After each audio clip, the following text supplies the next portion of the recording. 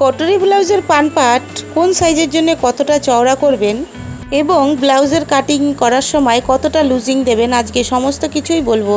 নমস্কার বন্ধুরা, আমি নিরুপমা চলে এসেছি আরও একটি নতুন ভিডিও নিয়ে।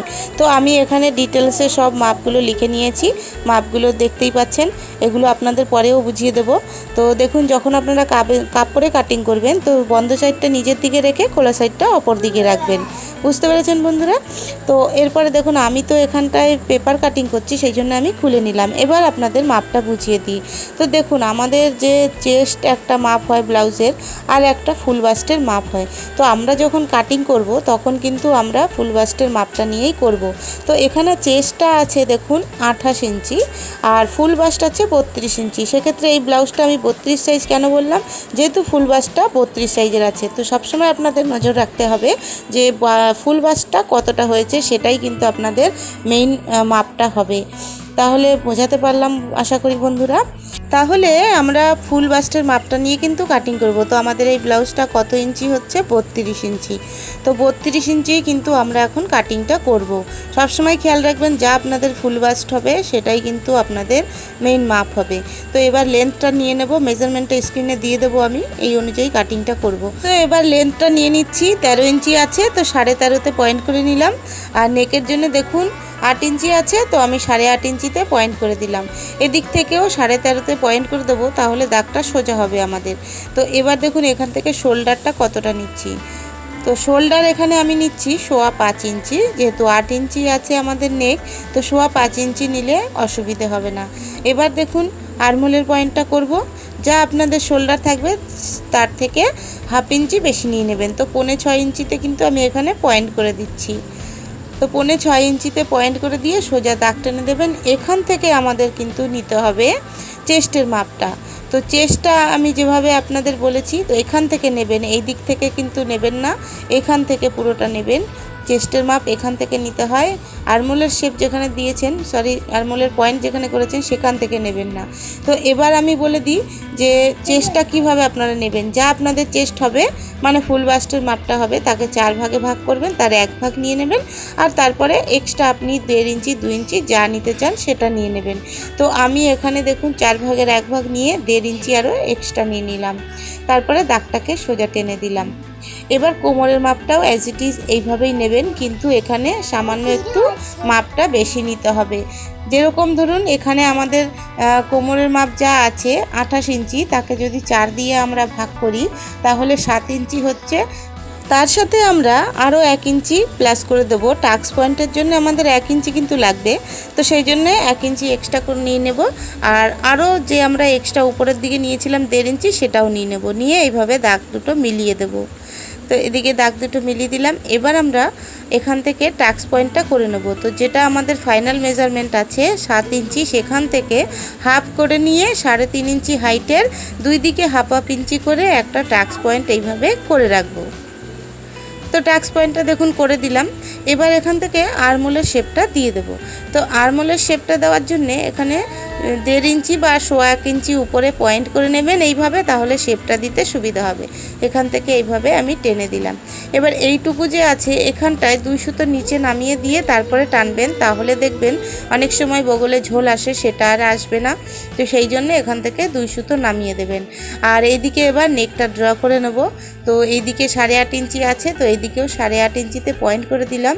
এবার ওপরের দিকে কতটা নেবেন, ওপরের দিকে সবসময় বুঝে নেবেন, তা নাহলে গলা কিন্তু খুলে খুলে পড়ে যাবে কাঁধ থেকে। তো এখানে 2.1 মানে 2 ইঞ্চি 1 সুতোতে একটা পয়েন্ট করলাম, আর নিচের দিকে 2.5 ইঞ্চিতে পয়েন্ট করলাম, তাহলে গলাটা খোলা খোলা হবে। আর যদি আপনারা তা না চান খোলা খোলা, তাহলে আপনারা 2 ইঞ্চি 1 সুতোতেই নিতে পারেন। এবার কাঁধের দিক থেকে যেই দিকে নেক আছে সেই দিকে 2 সুতো ডাউন করে দিলাম।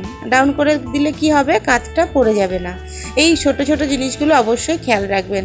আর এই কোমরের দিক থেকেও দেখুন, এখানে 2 সুতো উপরে তুলে দিলাম, দিয়ে এবার যেখানে সেন্টার পয়েন্ট আছে সেখানে মিলিয়ে দিলাম, তাহলে ঝোলটা আসবে না। এবার কাটিং করে নিলাম। তো দেখুন, কাটিংটা আমি করে নিয়েছি। এবার ফ্রন্ট পার্টটা কাটিং করব। তার জন্য আগে ড্র করে নিতে হবে। তো কিভাবে ড্রটা করব দেখুন, এই ব্যাক পার্টটা দিয়েই কিন্তু ড্রটা করতে হবে। তো তার আগে একটু কাজ বলে দিই, এখানে দেখুন 2 ইঞ্চি আগে আমি ছেড়ে দিচ্ছি, তা না হলে এই পার্টগুলো যে বের করব আবার সেই পার্টগুলোকে কিন্তু আলাদা করে আমাদের বড় করতে হবে। তো এখানেই আমরা 2 ইঞ্চি এক্সট্রা নিয়ে নিচ্ছি। এই 2 ইঞ্চি এক্সট্রা নিলে কি হবে দেখুন, 2 ইঞ্চি এক্সট্রা আমি দেখিয়ে দিলাম। এই 2 ইঞ্চি এক্সট্রা নিলে কি হবে, আপনাকে আলাদা করে কোথাও আবার কাটিং করতে হবে না। তো এবার এই 2 ইঞ্চি ছেড়ে তারপরে পার্টটাকে বসিয়ে, ব্যাক পার্টটাকে বসিয়ে অ্যাজ ইট ইজ ড্র করে নিচ্ছি চারিদিক থেকে। তো চারিদিক থেকে ড্র করে নেওয়ার পরে এটা সরিয়ে দিলাম। এবার আগে আমরা কি করব, নেকটা ড্র করে নেব। তো দেখুন 6 ইঞ্চি নেক আছে, আমি 6.5 পয়েন্ট করলাম, হাফ ইঞ্চি সেলাই মার্জিনের জন্য। তো এখানে পয়েন্ট করে দিয়ে উপর থেকেও এইভাবে এই সাইডেও কিন্তু 6.5 পয়েন্ট করে দিয়ে একটা বক্স তৈরি করব। আর 2 ইঞ্চি 1 সুতো এইদিকে আছে কিনা ভালো করে দেখে নেবেন। আর তারপরে নিচের দিকেও 2 ইঞ্চি 1 সুতো নিয়ে এইভাবে একটা বক্স তৈরি করে দেবেন। তারপরে এইভাবে রাউন্ড শেপ দিয়ে দেবেন। তো দেখুন রাউন্ড শেপটা তো দিয়ে দিয়েছি খুব ভালো করে। আর এখান থেকে 2 সুতো ডাউন করে দিলাম, যেহেতু যখন আমি ব্যাক পার্টটা বসিয়ে কাটিং করলাম তখন ড্র করলাম, তখন আমি কিন্তু এই 2 সুতোটা ছাড়িনি। এবার এখান থেকে শোল্ডারের এখান থেকে আপনাদের ডাউন করতে হবে। তো কিভাবে ডাউন করবেন, যারা বিগিনার্স বন্ধুরা আছেন তারা এইভাবে আগে পয়েন্টটা করে নেবেন, তাহলে বুঝতে পারবেন কোন জায়গা থেকে আপনাদের হাফ ইঞ্চি ডাউন করতে হবে। তারপরে 1 ইঞ্চি সরে আবার 3 সুতো, আবার 1 ইঞ্চি সরে 2 সুতো, এইভাবে করে করলে শেপটা সুন্দর হয়। এটা আমি প্রত্যেকটা ভিডিওতে বলি, আপনারা খেয়াল করবেন। যারা আমার ভিডিও সবসময় দেখেন তারা কিন্তু সবসময় এটা বুঝতে পারবেন যে আমি এটা সব সময় বলি। তো এবার যেটা আমাদের এক্সট্রা মাপ ছিল সেটা এই দিক থেকে দাগটা দিয়ে দিলাম, তাহলে আমাদের কাটিং করতে সুবিধা হবে, মেজারমেন্টটা করতে সুবিধা হবে, বুঝতে সুবিধা হবে। তো এবার এখান থেকে দেখুন 2.5 ইঞ্চিতে একটা পয়েন্ট করলাম, যেখানে আমরা ডিপ শেপ দিয়েছি আরমোলের সেখান থেকে 2.5 ইঞ্চি পয়েন্ট করলাম। আর এই দিক থেকে 1 ইঞ্চি ওপরে তুলে দিলাম, নেকের এই দিকটায় 1 ইঞ্চি ওপরে তুলে দিলাম। এবার এইদিকে একটা আমাদের পয়েন্ট দরকার, তো আগে বাস্ট পয়েন্টটা বের করতে হবে। তো এখানে বাস্ট পয়েন্ট বের করার কোনো দরকার নেই, আমাদের টোটাল যা লেন্থ আছে তার থেকে আমরা 3 ইঞ্চি বা 2.5 ইঞ্চি বাদ দিয়ে দেবো। তো 3 ইঞ্চি আমি এখানে বাদ দিয়ে দিলে কত হচ্ছে দেখুন 10.5 ইঞ্চি। তো 10.5 ইঞ্চি তার সাথে আরও হাফ ইঞ্চি আমরা নিয়ে নেব সেলাই মার্জিনের জন্য, যেহেতু এখানে কিন্তু সেলাই মার্জিন ছাড়তেই হবে, তা না হলে কিন্তু এস পার্টটা ছোট হয়ে যাবে। তো সেলাই মার্জিনের জন্য ছেড়ে দিয়ে আমি এখানে সোজা দাগ টেনে দিলাম। এবার এস পার্টটা কতটা চওড়া রাখবেন, যদি 2.5 ইঞ্চি চওড়া রাখতে চান তাহলে 3 ইঞ্চি কাটবেন, বা 3.25 ইঞ্চি চওড়া রাখতে চাইলে 3.25 ইঞ্চি কাটবেন। তো আমি এখানে দেখুন 3.25 ইঞ্চিতে পয়েন্ট করে দিলাম, 3.25 ইঞ্চিতে এখানে পয়েন্ট করে দিলাম এস পার্টের জন্য, সেলাই মার্জিন হাফ ইঞ্চি ধরে। বুঝতেই পেরেছেন আশা করি, এখানে আর কোনো ডাউট আশা করি নেই। তো যাই হোক, এবার এই 3টে পয়েন্ট যে আমরা পেয়েছি, এদিক থেকে দেখুন 1 ইঞ্চি, এদিক থেকে 2.5 ইঞ্চি, আর এদিক থেকে 3.25 ইঞ্চি, 3টে পয়েন্ট এইভাবে মিলিয়ে দেবো। তো দেখুন এস পার্টটা কিন্তু বেরিয়ে গেল, পান পার্টটাও বেরিয়ে গেছে, তবে পান পার্টে কিছুটা আমাদের কাজ রয়েছে। আর এদিক থেকে এস পার্টটা 2 সুতো ওপরে তুলে দিয়ে এইভাবে একটু ট্যাড়া করে দেবেন, পরে সোজা এইভাবে আমরা দাগ টেনে দেবো। তো দেখুন এস পার্টটা যে ট্যাড়া করেছি তার কারণ এখানে কিন্তু অনেক সময় ঝোল আসে, সেটা আসবে না। এবার এই পান পার্টটা কতটা আমরা চওড়া রাখবো, পান পার্টটা দেখুন অনেকটাই কিন্তু চওড়া রয়েছে। তো আমি এখানে 5 ইঞ্চি বা 5.5 ইঞ্চির মধ্যে কিন্তু আপনাদের আমি সবসময় বলি চওড়া রাখতে। তো এখানে আমি দেখুন 5.25 ইঞ্চি চওড়া নিয়ে নিলাম, 5.25 ইঞ্চি নিয়ে নিলেও হবে, 5.5 ইঞ্চি নিলেও হবে, কোনো অসুবিধা হবে না। তো এখানটায় নিয়ে দেখুন এবার এইটা দাগ কেটে দিলাম, তো এতটা আমাদের চওড়া হবে। তো এবার যে এই 2 ইঞ্চি আমরা জায়গা ছেড়ে দিয়েছিলাম সেটা এই পান পাটের মধ্যে নিতে হবে, তা না হলে পান পাটটা ছোটো হয়ে যাবে। তো এই 2 ইঞ্চিটা এবার এইভাবে দাগ দিয়ে মিলিয়ে নিলাম। এবার দেখুন যতটা টোটাল হয়েছে তার হাফ করে নেবেন, তো সেন্টার পয়েন্ট বেরিয়ে যাবে। তো এই সেন্টার পয়েন্টের সাথে এবার এই দিক থেকে 2টো পয়েন্ট করে মিলিয়ে দেবো। তো এই দিক থেকে কিভাবে পয়েন্ট করব দেখুন, 1.5 ইঞ্চি উপরে একটা পয়েন্ট করে দেবো, এই কোণ থেকে 1.5 ইঞ্চি উপরে, আবার এই কোণ থেকেও 1.5 ইঞ্চি উপরে, এইভাবে পয়েন্ট করে এই সেন্টার পয়েন্টের সাথে মিলিয়ে দেব। তো এবার দেখুন আমি মিলিয়ে দিয়ে সামান্য রাউন্ড করে দিলাম, আর নেকের দিক থেকে 1.25 ইঞ্চি বাড়িয়ে দিলাম, তাহলে নেকটা কিন্তু খুব সুন্দর হবে, তা নাহলে কিন্তু নেকটা বন্ধ বন্ধ হবে। তো এরপরে এইভাবে মিলিয়ে দিলাম। পান পাট কিন্তু রেডি।